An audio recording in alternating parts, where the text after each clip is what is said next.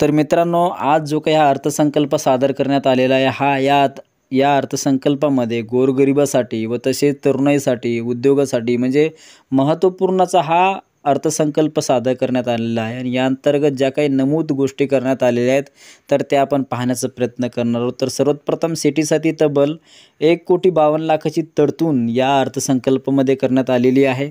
नैसर्गिक शेती वाढवण्यावर भर देण्यात येणार आहे व तसेच शेतकऱ्यासाठी डिजिटल प्लॅटफॉर्म उभारण्यात येणार आहे.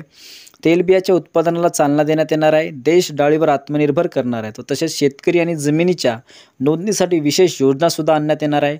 सहकाराच्या माध्यमातून नैसर्गिक शेतीसाठी सहाय्य करणार आहे व तसेच 32 फळे आणि भाज्याच्या 109 जाती विकसित करणार आहेत. तर अशा प्रकारचा शेतीसाठी तब्बल 1,52,00,000ची जी काही तरतूद आहे या अर्थसंकल्पामध्ये करण्यात आलेली आहे. त्याच्यानंतर जर आपण बघितलं तर बजेटमध्ये तरुणाईसाठी सुद्धा भक्कम तरतूद ही आणण्यात आलेली आहे. तर 20,00,000 तरुणांना कौशल्य प्रशिक्षण देण्यात येणार आहे.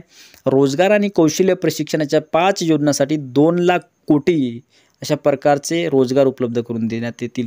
तसेच EPFमध्ये पहिल्यांदा नोंदणी करणाऱ्या कर्मचाऱ्यांना पहिल्या महिन्याच्या वेतनात 3 हप्त्यामध्ये 15,000 रुपये त्याला देण्यात येणार आहे. त्याच्यानंतर 500 टॉप कंपन्यांमध्ये इंटर्नशिप योजना, शिक्षण, रोजगार आणि कौशल्यासाठी 1,48,00,000ची तरतूद आहे.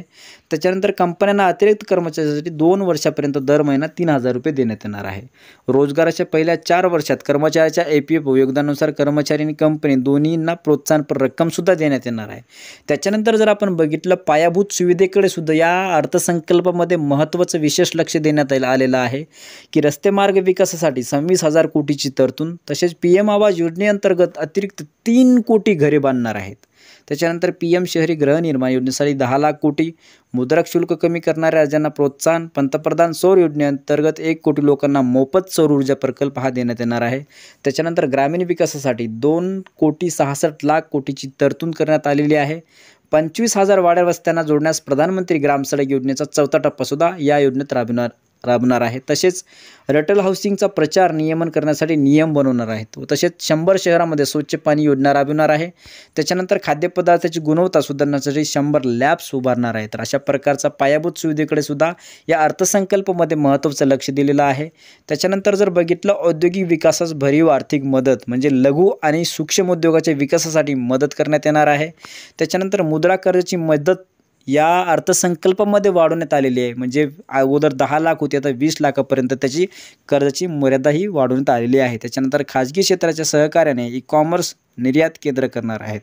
त्याच्यानंतर 1,000 शहरात इंडस्ट्रियल पार्क्स उभारणार आहेत. तसेच MSME हमी अंतर्गत योजनेअंतर्गत 100 कोटी रुपयापर्यंतची कर्जसुद्धा देण्यात येणार आहे. त्याच्यानंतर MSMEला मदत करण्यासाठी SIDBI शाखासुद्धा आता वाढवण्यात येणार आहे. त्याच्यानंतर जर आपण बघितलं शिक्षण क्षेत्रातील भरीव निधीसुद्धा देण्यात या अर्थसंकल्पामध्ये देण्यात आलेला आहे. जर उच्च शिक्षणासाठी 10,00,000 पर्यंतच्या कर्जासाठी आर्थिक मदतसुद्धा जाहीर करण्यात येणार आहे.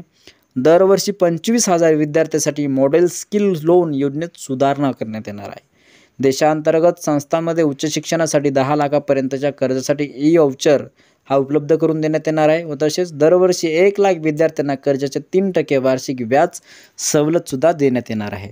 तर मित्रांनो, अशा प्रकारचा जो काही हा अर्थसंकल्प आहे या अंतर्गत बिहारच्या रस्त्यासाठी याच्यामध्ये हा सुद्धा अर्थसंकल्प महत्त्वाचा आहे. अर्थसंकल्पामध्ये आता नमूद करण्यात आलेलं आहे की बिहारमध्ये 3 एक्सप्रेसवेची घोषणा करण्यात आलेली आहे. पाटणा ते पुणे, बोधगया, वैशाली द्रुतगती मार्ग आणि पटना पुणे एक्सप्रेसवे होणार आहे. त्याच्यानंतर 20 ते 21 पाणी आणि सिंचनाच्या योजना, काशी विश्वनाथ कॉरिडॉरच्या धर्तीवर मंदिराचा विकास आणि महाबोधी महाविष्णू राजगया मंदिरासाठी विशेष निधी, तसेच नालंदा विद्यापीठासाठी विशेष निधी आणि 21,000 कोटी रुपयाच्या पॉवर प्लांट उभारणार तसेच नवे विमानतळ, वैद्यकीय आणि महाविद्यालय उभारणार आहेत. तर मित्रांनो, अशा प्रकारचा जो काही हा महत्त्वाचा अर्थसंकल्प होता तो आज हा सादर करण्यात आला. आणि या अंतर्गत म्हणजे अर्थमंत्री सीतारामन यांनी जो काही हा अर्थसंकल्प संसदेत सादर केला.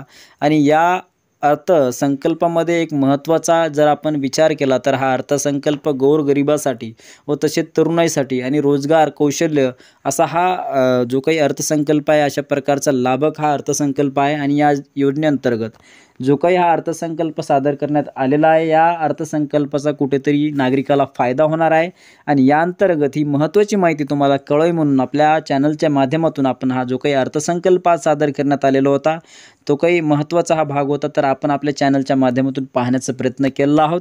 तर मित्रांनो, आपला जर हा व्हिडिओ आवडला असेल तर नक्की नातेवाईकांना, मित्रांना शेअर करायला विसरू नका, जेणेकरून त्यांना सर्वप्रथम अपडेट किंवा आपल्या चॅनलवरती ज्या काही महत्त्वाच्या अपडेट येतील ते त्यांना मिळतील. त्याच्यासाठी नक्की चॅनलला सबस्क्राईब करायला विसरू नका आणि आपल्या चॅनलवरती ज्या काही नवीन घडामोडी किंवा नवीन आपण जे काही अपडेट टाकत असतो त्यांना लाईक, शेअर आणि सबस्क्राईब करत जा. धन्यवाद. जय हिंद, जय महाराष्ट्र.